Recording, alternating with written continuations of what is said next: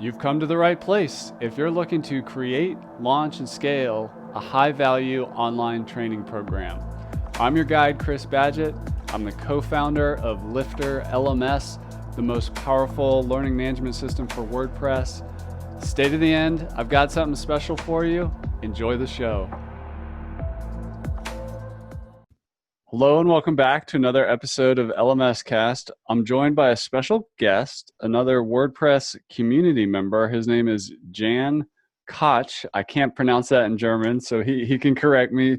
He's from the WP Agency Summit.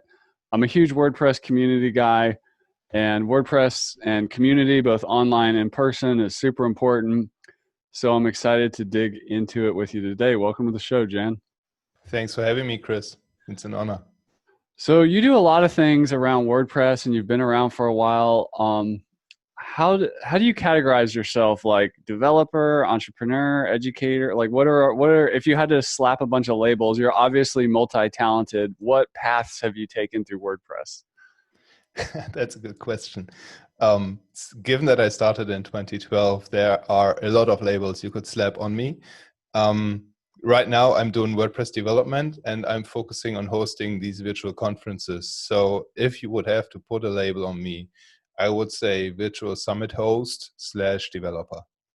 That's awesome. And if you're listening to this and you're a course creator or a school or either just getting started or advanced, or you're a WordPress freelancer or agency person that kind of supports those industries, let's dig into the virtual summit. Like, how did you get into that? And I just want to add that, you know, if you're doing education online, doing like online courses and membership sites and online schools and all these things, or even you're just doing internal training inside your company with your WordPress LMS website, building a community and building industry connections is important. And a virtual summit is like it's a virtual conference with speakers and audience and everything. Like, how'd you get into this as it's complex. It's not easy to pull off. Yeah. So how'd you get into it?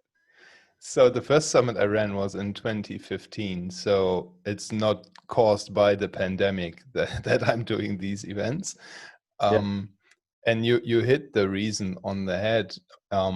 It's for building the relationships, building the connections and positioning yourself kind of as an authority in the market. When I was thinking about the first summit, a friend of mine, Navid Moases, who runs Virtual Summit Mastery, a training course on summits, he ran his first summit just a couple of months earlier. And that's how I heard about the concept for the first time. And to that time, my business was on a plateau. So I was doing freelance development, and I had kind of these feast and famine cycles that everybody dreads, where you have a few months that go really well, then you have a few months where you're struggling to get new customers.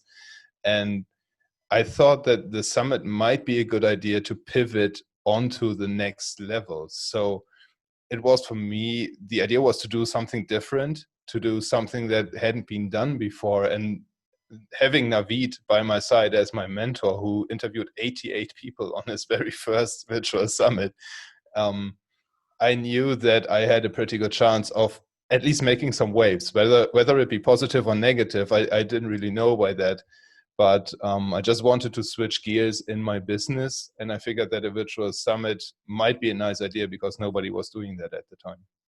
That's awesome. I'm an old school internet marketer, so I noticed when Navid came on the scene, and it just kind of, this whole virtual summit industry really blew up. It was kind of a evolution from the solo webinar, maybe a panel webinar or whatever. And you know, in WordPress, we're familiar with blogging. I'm a huge fan, especially for beginners in any niche or industry or building your connections, to do a roundup post where you ask like one question, you send it out to 50 or 100 people. And that's kind of hard, but a virtual summit is a whole other level of hard than doing a roundup blog post. So it's similar, yeah. But the tool, what's happening is the tools like WordPress and however you're doing. Are you doing it with Zoom? Are you actually? Yeah, I'm recording with Zoom and then publishing via Vimeo. via Vimeo. So the tools have just gotten better and easier to like technology at your fingertips to like hold a virtual conference. I Yeah. mean, even just the thought of a in-person conference and organizing a hotel and rooms. I mean, it's easier than that, but it's still technically pretty challenging. So you mentioned before we started recording that you had one that didn't go as well, called was it the e-commerce summit? What was it Yeah, called? Ecom Services Summit. Yeah. So Ecom Services Summit. So as a WordPress developer, WordPress developers, and I know this from my days running an agency, is e-commerce is where there's a lot of money because, the website's super important and it's, the revenue driver for the business, and it might even be the entire business. So helping other service providers in that niche is in theory, it's a good idea. So what That's what I happened? thought. Yeah. Yeah. And it wasn't the tech that failed me. It was my strategy. It was my approach to the summit. And as you said, e-commerce is blowing up these days, especially with COVID. Everybody and their dog needs to go online and sell stuff online. And my thought was, why not create an event that helps agencies who work with e-commerce to better provide their services, or to maybe onboard customers better, to build better web shops, educate them on how e-commerce works so that they can deliver better services. Um, it bombed. So I'm arrogant to say that it bombed because it still had 700 and a few registrations, which is huge for any offline event. Yeah. So who am I to say that 700 people paying time or paying attention and spending their time with content I helped create is a failure? In that regard, you still can build amazing connections from 700 people. So my goals just were different. I was aiming at 3,000. So in that context, that's why I'm saying the Ecom Services Summit bombed. And also monetarily, it wasn't the best investment. But it's still a lesson learned. And the reason it failed was, it's similar, I think, to what some course creators also experience, is your messaging and your targeting wasn't on point. Yeah. That is what I experienced too. So the tech stack, we've got that covered. And we have tools, even like Lifter, that help us build these things pretty straightforward. But if you are not communicating the benefits of what you are building clearly, and you are not reaching the right people, that's when you usually experience issues. And that's what happened with the Ecom Services Summit. Maybe my target market was too small, like agencies who focus on e-commerce using WordPress and Shopify. Maybe that was too small to target properly. Maybe my wording on the landing page wasn't good, or the Facebook ads I ran weren't good. I rushed into it a little bit, I have to admit that too. So I spent 1.5 months of creating this summit, where usually I would say 3 months is the absolute minimum. So 3 months from idea to like we're going live is the Yeah, minimum. and that those are stressful 3 months. Yeah. Yeah. So you can easily split that over to half a year. If you're running your first summit, I would say do it very properly, do it thoroughly, document what you're doing, take your time rather than rushing into it. But those factors just came together for the Ecom Services Summit and led to only 700 people showing up, which is still a huge number And considering it's a conference. is the business model like the thing where the summit is free, but then if you want access to the recordings later, the all access pass, you got to pay for that? Is that pretty much the model? It's one of the models that you can implement. There are three that you can use, or Yeah. three that I see being used most often. The one you mentioned, where you keep the summit free and then you sell the recordings, is something that I do, and that I see gets. You have to strike a balance with that, because the free events get shared more easily and you can promote it better. Yeah. Because when you're promoting something that's paid, people are hesitant to share it. When you say it's free, come and join while it's live, then it's more easy to promote the event. Another approach you can do is create corporate sponsorship packages, which is what I'm combining with the previously mentioned approach. So I do have paid sponsorship packages for corporations that then get exposure on the event. We can talk about that into more detail, and I'm happy to do a screen share for the people listening or watching the video recording and then walking them through the packages. We can do that too if that fits. And then the third strategy that you can do is you can keep it for free forever, use it as a list building tool, because those summits explode. If you promote them properly, they can easily drive, if it's free, you can drive 3,000, 4,000, 5,000 people to your list within a week. And then you upsell those people after they went through the summit contents. There's something that the WP Buffs are doing. I think at the end of September, they're running a virtual summit that stays free. And their goal is to educate agency owners and then sign them as white label agency partners. So This is also a very sustainable model. It's probably a bit slower in monetary terms. You're not getting your ROI as quickly, but you are building a more predictable, more stable income stream with that approach. Wow. So you have to be strategic. You can't just wing these things. You can, but you won't see good results. I do want to get into the screen sharing. And if you're listening on your podcast earbuds, hold on before you start though on that. Before I get into it, I want to ask you what's in it for the speakers. And for those of you that are listening, we have a YouTube channel. Just Google LifterLMS YouTube and do a search on that channel for Jan Koch. And you'll find this conversation where if you want to see the screen sharing part. But before we get into that, you mentioned 3 models. There's the free, then the paid access pass, then there's the free with corporate sponsor, and then there's the free forever as a list builder with some other kind of back-end strategy. What's in it for the speakers, and does it really change through those models, or is it more or less just... Not really. Well, yeah, what's in it for them? Why do they say yes? Usually they want exposure, really.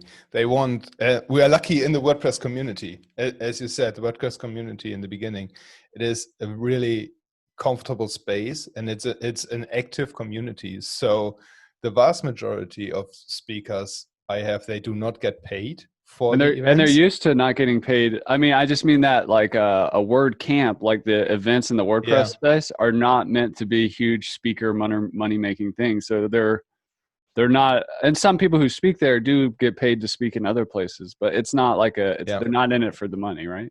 It's similar with virtual summits. They're usually in it to build connections with their target audience, because you have on these summits, you give speakers the opportunity to do live chats with the attendees, to do live video calls with attendees, and that way they can improve their branding, create even more value by sharing more knowledge, and then position themselves even more as an expert, if you will. I did have one speaker who demanded to get paid, and what we found out as a solution was he got paid based on the video views he got compared to the other speakers. But that was, in 5 years, it was the only time a speaker really demanded to get paid. You mean he or she wanted to you paid them if they got watched more than the other people? Yeah, he had this base fee that he wanted to get paid, and then that was something that I wasn't happy with. I will be honest with that, because I was very clear in the communications leading up that it's a not paid gig. Yeah. So after agreeing to not being paid, he then demanded to get paid. Oh, I see. And based on that, we figured out that it would just be fair to set the audience he attracted, to set that in a relationship to the audience the other speakers attracted, and to then get him some form of percentage based on that, rather than paying his flat fee. Okay. But it's usually what you sell the speakers on is exposure to the target audience, and obviously it helps if you've done multiple summits and you've seen a few thousand people sign up to your events. Then it's easier to get speakers. But don't be afraid to ask. I mean, for this event, I emailed Marike from Yoast, the CEO from Yoast. I emailed her, asking her and inviting her, and she immediately agreed. Yeah. In 2015, I tweeted at Jason Cohen from WP Engine and Rand Fishkin from Moz, and they immediately agreed. Yeah. So you just have to ask. You cannot be afraid. What can happen? You hear a no, and then life goes on. So really, And that What do you was have to for your lose? first one too, right? Yeah, I had Yeah. no credibility whatsoever. Nobody knew me. Yeah. So you just have to be confident, and the first summit that you're running is not going to be perfect. I think Yeah. no summit will be perfect, because you always have things go wrong. I even had my summit page go down because there was too much traffic on the summit, which is kind of the noob mistake that you want to avoid being a Yeah. WordPress professional. Yeah. But even in that case, the community responded very, very helpful, and I had various companies jumping to my site, even setting aside their whole senior development team, helping me to fix the issues with the server. So Wow. that is the beauty of being in this community. Totally. Well, let's take a look if you want to do that screen share. Are we looking at how to do corporate sponsor packages, or what are we looking at? Yeah, let's do that. Maybe let's start with the registration page for now. Let's maybe structure it in a way that we walk your audience through how the summit attendees experience a summit. Yeah, that sounds and great. then look at the corporate sponsorship. That sounds great. And if you're listening again in your earbuds, just go to the LifterLMS YouTube channel and search for Jan Koch. And I know Jan will do his best to describe what we're looking at if you can't Yeah, go to the video, but go ahead. perfect. Let me start the screen share. So are you seeing the right screen, or are you seeing the wrong screen? I see the registration screen. Brilliant. So let me zoom in a little bit. This is, for everybody watching, it's register.wpagencysummit.com. Shameless plug right here. I'm sorry for that. The landing page of a virtual summit has to fulfill two jobs, really. One is you need to communicate what's happening on your virtual event, like what can attendees expect to learn from the event when they attend. And then two is you have to explain what the event really is, who is speaking, how to consume the event, when the event is happening, and then build the proof using the social proof of the speakers to boost the authority of the event. And what I'm doing on this landing page right here is the main headline is bring back the fun into scaling your WP agency. And then there is the subtitle, go behind the scenes with 25 world-class agency owners and WordPress thought leaders. So that is kind of setting the stage for the event, and people coming to the page see what they can expect. And And for then contrast, you said your other failure was your failed summit that had 700 people. Which, like, how many people come to this or whatever? Like, how do you the last one I did in 2019 had 2,153 Okay, registrations. And the WP Feedback Summit I did this year with the WP Feedback team had 5,700 and a that's few. awesome.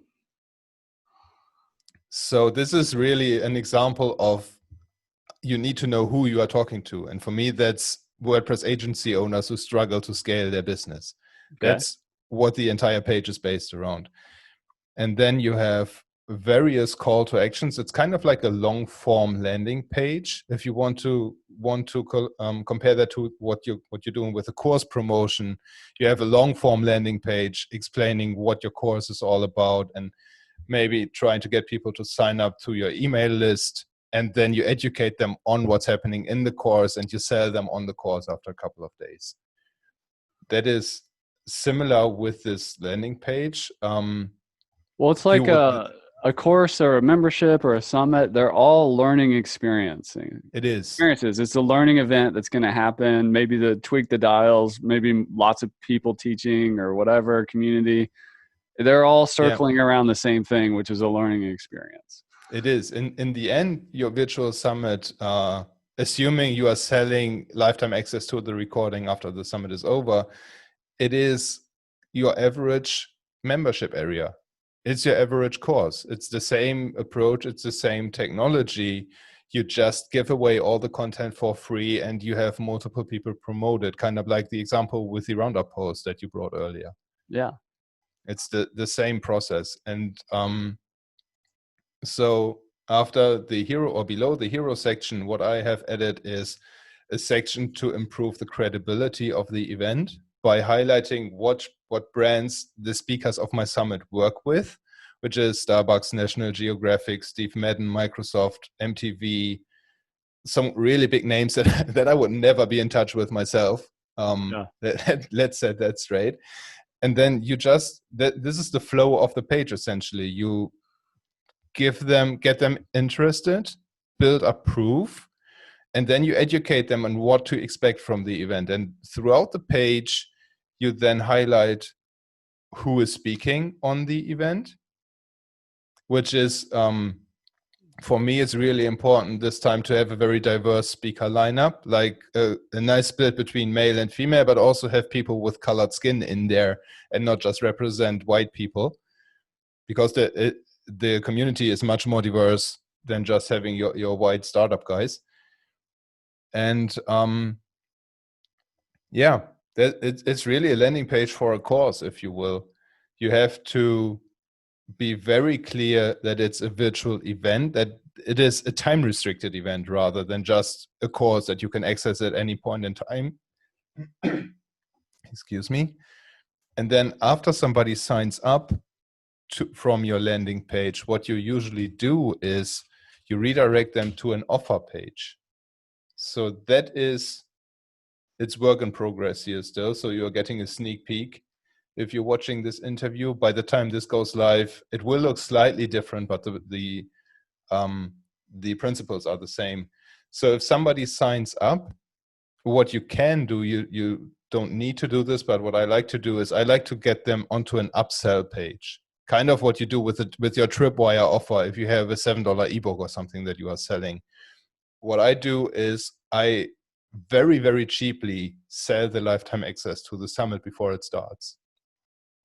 So this is, it's a sales strategy that you can implement. You don't need to. It's just something that I found works really well. I usually, from my other summits, I saw the most sales actually in the pre-launch rather than while the event was live. So then maybe sometimes people just downloaded the videos themselves that they liked the most, so they didn't need to pay for the lifetime access. Maybe they just downloaded the sessions directly from the browser. But this is a nice way to monetize the event. And from your just experience and industry knowledge, and your mileage may vary for those of you watching or listening, but what percentage of people that sign up for the free summit go for the paid part, whether it's, if you're doing that model, like what's a reasonable expectation range in a healthy summit?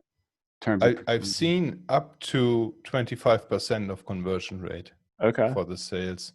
So I've also had summits that had like 5%. The Ecom Services Summit that we talked about, that wasn't too nice, but usually around 15 to 20%, I would say, is what you can aim for. And if you're doing a good job, it can be much higher. So I'm in this Virtual Summit Mastery group, and I see regular six-figure summits happening in there. Yeah. So this can be quite a boost for any business. And as we said in the very beginning, please don't forget that the monetary aspect is just one part of the benefits. What for me, obviously, we all need to pay our bills, so the monetary aspect is important. But what's far, far more important is building the relationships, because when you want to interview somebody, you need to be on somewhat of the same wavelength with them. You need to have some form of connection to somebody. So interviewing all these speakers immediately brings you onto their radar, and they realize what big of a project you are taking on by running a virtual summit. And usually this gives you more opportunities down the road. So just as an example from this summit, I had Mario Peshev on, the CEO of Devrix, who works with enterprise clients like Audi. Immediately after our recording, I got an email from his assistant asking me to contribute to a roundup post that he was doing on LinkedIn. Yeah. And he never knew about me if I didn't invite him to the virtual summit. So this is just a small example of the ripple effects that can come from this. You also might get approached by companies who want you as their brand ambassador, because you are doing something good in the community, and they want your goodwill to rub off on them, if you will. So there are many, many ripple effects that you can likely reap for the years to come after you run a first successful summit. I love that quote. Your net worth is your network, or whatever. Like, it's important, and the network can happen virtually too. It's not only the people you've shook hands with. Yeah, I 100% agree with you. And we can also look in some examples of how you can foster live interactions on a virtual summit while the summit is live, with all the speakers and attendees and sponsors and stuff.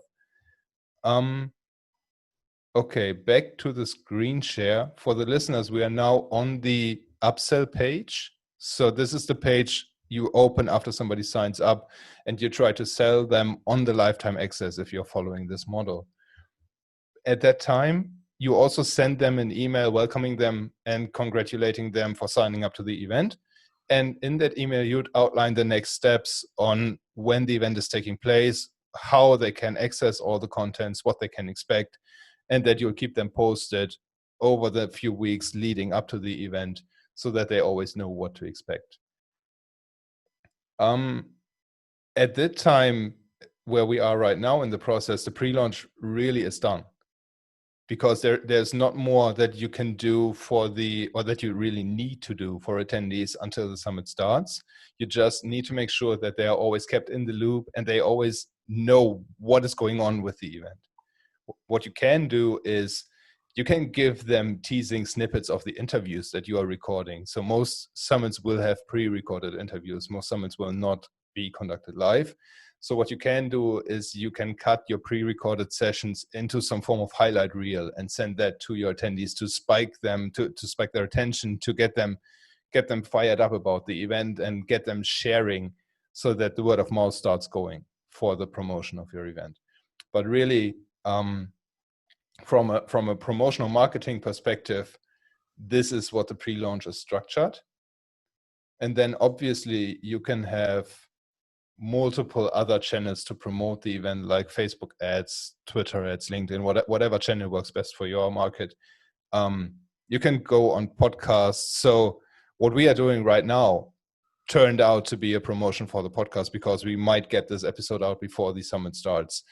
You can do guest posts. Yesterday, a post of mine, or at the time of recording yesterday, a post of mine on Conversion XL went live about virtual summits. You can do posts on Medium. You could do posts on dev.to. You can engage in forums and get the word of mouth going on relevant places. It's really important that you get conversations started about your event, and not in a salesy way, but what I like to do is ask people for feedback. Like, what topic am I missing on my event? Which person would you like to see speaking at my event? Who am I missing in my lineup? Are you happy with the diversity in my lineup, or do I need to add more males or more female speakers? Things like that. Really honest feedback, rather than being a sales guy. I hate sales. I'll be the first. I suck at sales. So what I really like to do is I like to deliver value with these events. And then if somebody decides to go for a sponsorship package or upgrades to the lifetime pass, that's nice. But that's because I've given them something that's worth paying for.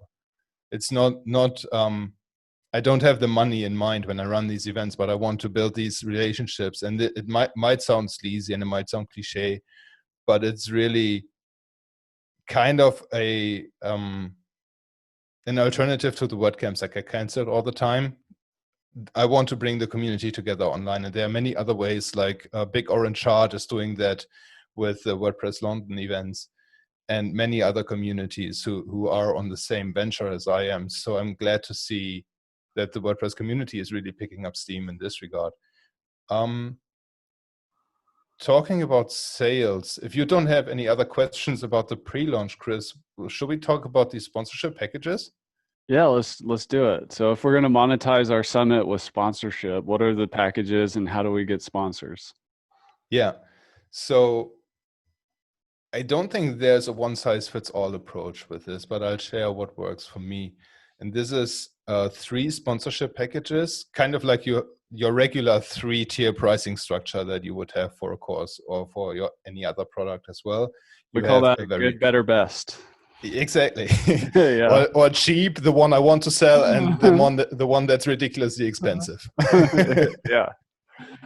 So I do have the cliche bronze, silver, and gold labels on the sponsorship packages. And really what you do is you want to give companies exposure on your event, kind of similar to a real conference where you have the hallway track, and then you have the sponsorship booth where companies have their own booth and can present themselves. I try to replicate that on the virtual summits too, because that's a proven model. And the cheapest sponsorship packages, which sells for $1,000, and I have not sold any of them yet as at the time of recording this, they get a clickable logo on all the summit pages that goes to a link of their choice. They get a thank you mention during a live kickoff event. So that is a live webinar I'm hosting with a few of the speakers when the event starts. Their logo is included in all the emails, newsletters, all communication around the summit, really. They get promoted to the summit audience. They get lifetime access codes that they can then use as a giveaway to their audience, or they can forward them to their employees. And they get logos in the virtual booths for the summit sponsors. So that's really the cheapest package that I've come up with. The more expensive one is the silver one, that is $2,500, and that has sold out by the time of we're recording this. They are a sponsor of the Evergreen Summit version too. So what this means is similar to Evergreen webinars that you can watch as a recording on a fake starting the next day time schedule.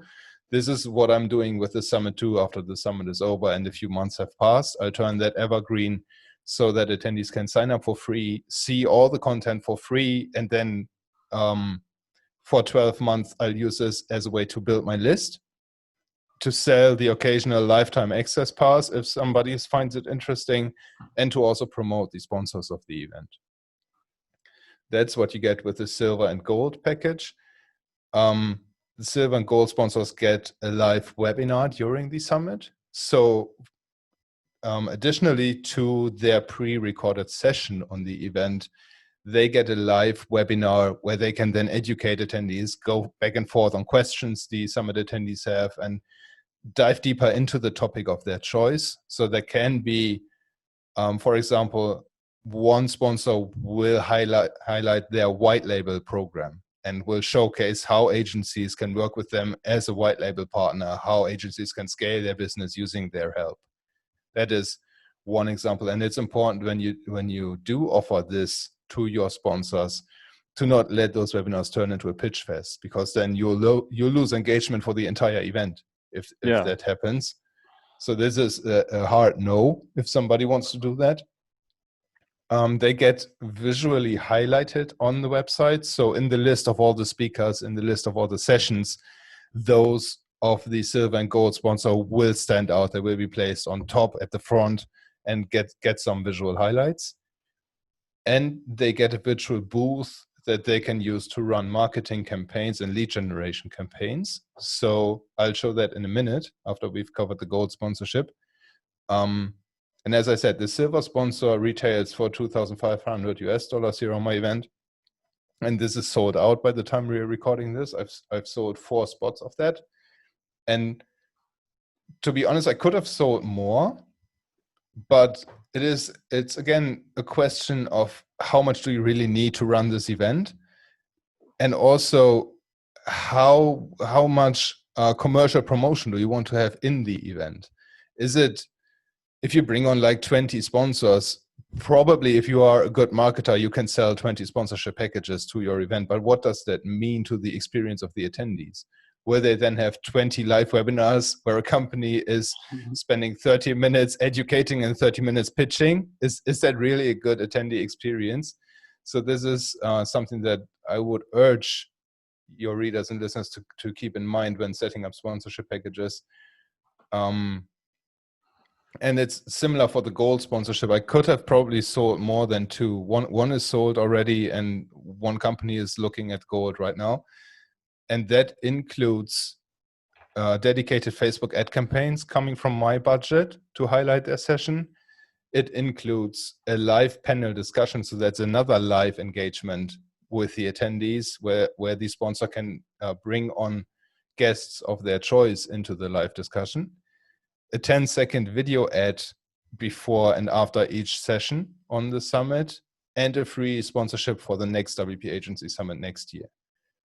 And similar example, if I bring on 5 gold sponsors, I would make $30,000 with this, but that would also mean I have 5 video clips in the beginning of each session and 5 video clips at the end of each session. And that's worth than what YouTube is doing these days.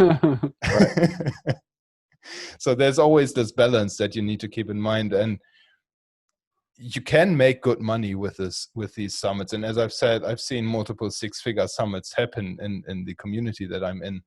One example is crazy. It's the harp summit. It's a virtual summit for people playing the harp, the instrument. Wow. And she makes like 80,000 to 100,000 almost every time with the summit. Wow. And it's insane. And I think that just goes to show how creative you can get in terms of targeting, and that it's not exhausted by any means, even though many people are already speaking about virtual event fatigue. I think if you're doing this properly and you're not going too salesy into these events, then I think you have a good shot at getting good feedback. One of the virtual booths that I've opened right now on the screen, this is from the Ecom Services Summit from Weglot, who also sponsor my next summit. They have this spinning wheel on the virtual booth where summit attendees could enter their email address to spin the wheel, and then they win coupon codes or they win swag or whatever Weglot came up with. And this is something where you can really get creative with when you're building these booths, is give the sponsors the flexibility to offer what they want in these booths. Because I'm building these pages with Elementor. Chances are, if you're running a summit, you're running some form of page builder and you're not hard coding everything yourself. So leverage the tools that you have. And if a sponsor doesn't like the spinning wheel idea but wants to have a pop-up quiz to generate their leads, give them a quiz. Make it about the sponsor. That's big for me. I always try to accommodate what the company paying me wants to get out of the event and what they think works best. There is I don't think we're at the stage of virtual summits where there is this one approach that works all the time and nobody gets bored of it after seeing it for the 15th time. Right. So it's something that you can really shine and be flexible with when communicating with your sponsors. What I also like to do is, I think it's hard to show, but what I like to do is sponsors get admin access to their page.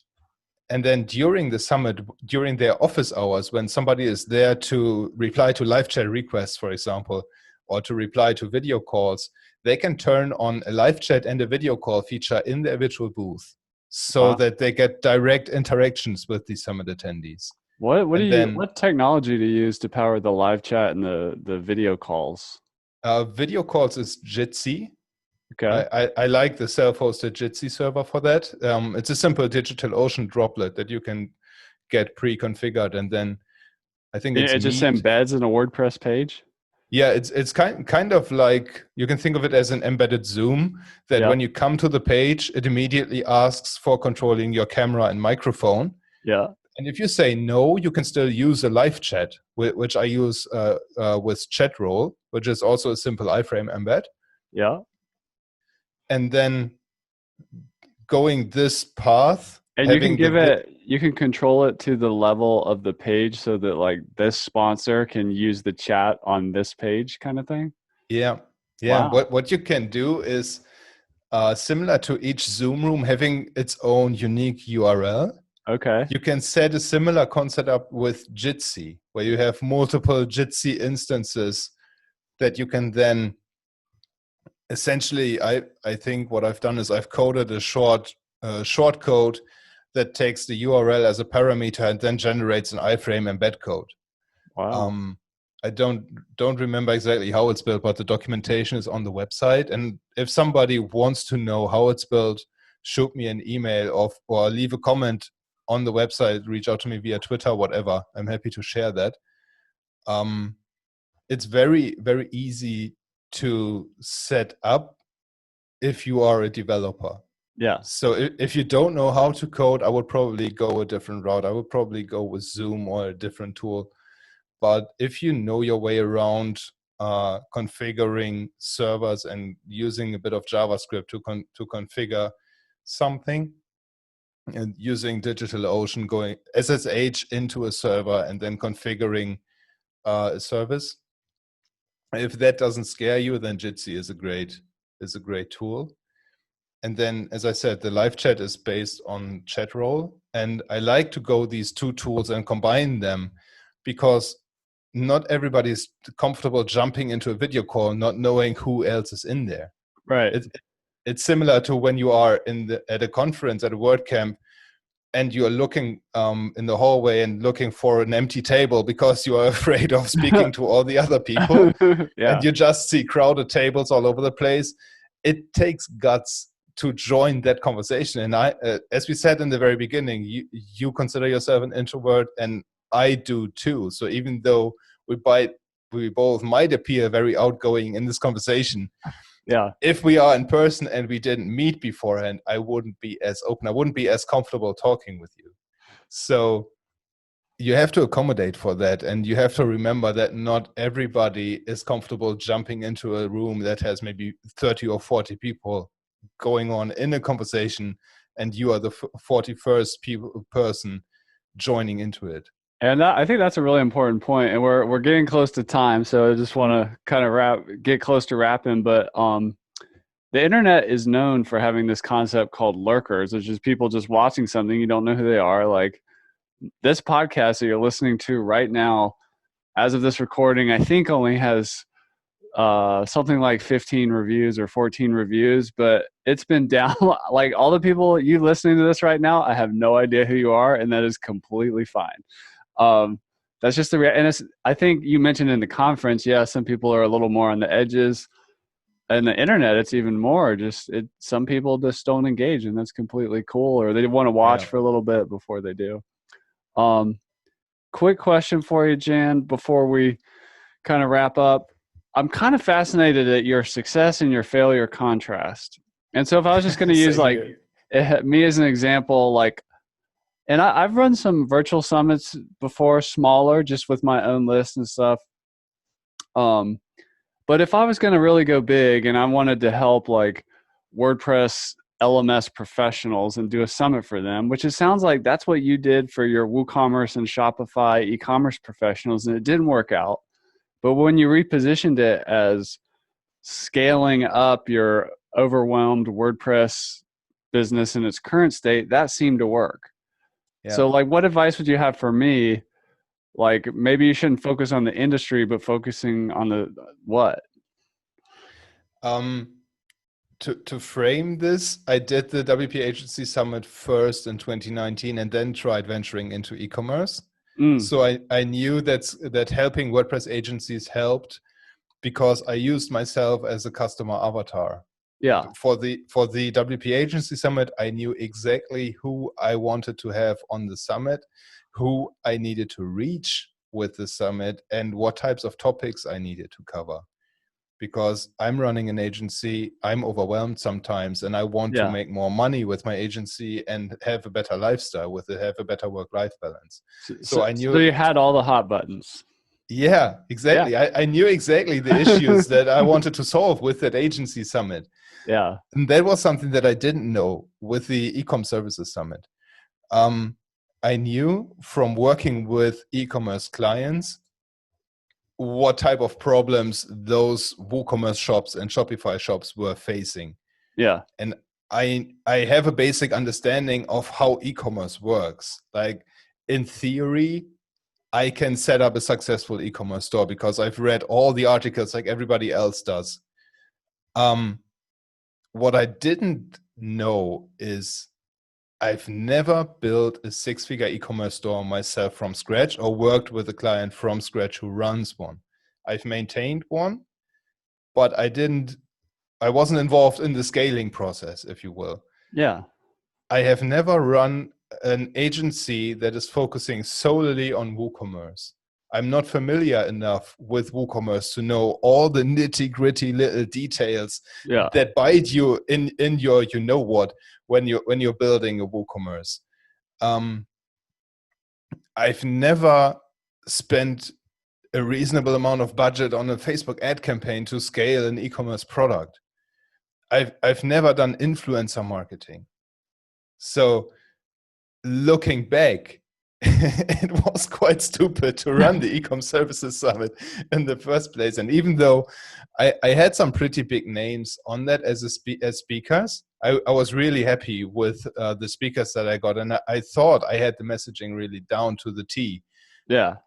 But I hadn't. That's just the point of it. Yeah. I think that's brilliant. I mean, just because you see an opportunity or there's a hot niche over here, whatever you're closest to, especially if it's your first one, that you're going to get people just like you that hurt just like you and hope just like you. That's a big lesson there. So, Jan, I want to thank you for coming on the show. I'm super passionate around anything online learning. Virtual Summits is a part of that. For you that's out there watching, go to wpagencysummit.com. There was a portion of this podcast that we did on video screen share, so head on over to LifterLMS YouTube channel. Any other final words for the people, Jan, on how to connect with you and how to get involved with WP Agency Summit, whether they're watching or listening to this before or after the event? The best place to find me is my Facebook group. That's WP Mastery on Facebook. If you don't like Facebook, you can ping me on Twitter. That's I am Jan Koch. And as you said, the agency summit is wpagencysummit.com. And if you just want to experience how I'm running summits and you're not interested in the content at all, you might still consider signing up, because you then see what the attendee experience is. And if you're considering running your own summits, you might learn a thing or two on how to do that. That's awesome. Well, Jan, thanks you so much for coming on the show, and best wishes on your summit. Thanks for having me, Chris. It was a blast. And that's a wrap for this episode of LMScast. Did you enjoy that episode? Tell your friends and be sure to subscribe so you don't miss the next episode. And I've got a gift for you over at LifterLMS.com/gift. Go to LifterLMS.com/gift. Keep learning, keep taking action, and I'll see you in the next episode.